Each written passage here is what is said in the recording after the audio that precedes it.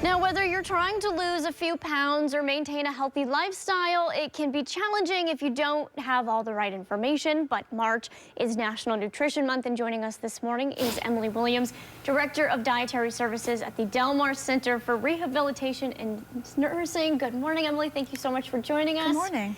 Now, if you're changing your diet, what recommendations do you have for people who may be struggling with making those healthy choices if they don't know what they don't know? Right.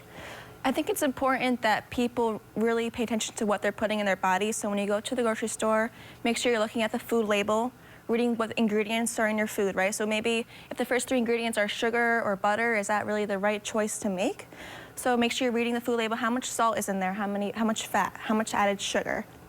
Making sure you're getting enough fruits and vegetables in your diet. That can be just a big, easy change, right? Getting more water throughout the day is really important.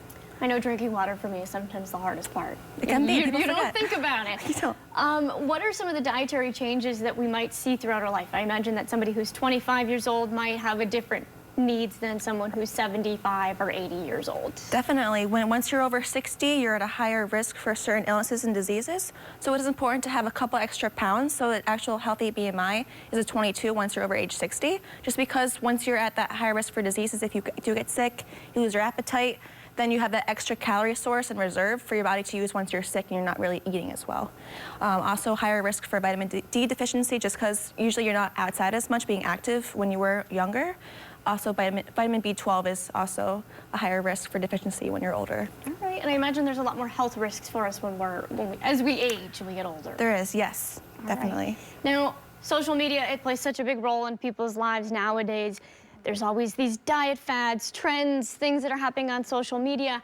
How do those play a role in how we get our information on the internet? Some facts versus fiction or myths. Right. I think it's important that we talk to a qualified healthcare professional, like a dietitian. We have 5+ years of schooling. We have a master's. We have 1,200+ hours in supervised experience, and we have to pass a licensing exam. These influencers, they will just probably go about the fad diets, right? A lot of fad diets out there nowadays are bashing carbohydrates. But it's really important to know that carbs aren't the enemy. There are bad carbs and good carbs, like your ice cream, cookies, and cakes. Yeah, those are bad carbs, for sure. But there are also your rice, your potatoes, oats, fruits, which are really good for you. They have lots of fiber, and they provide really good vitamins and minerals for you.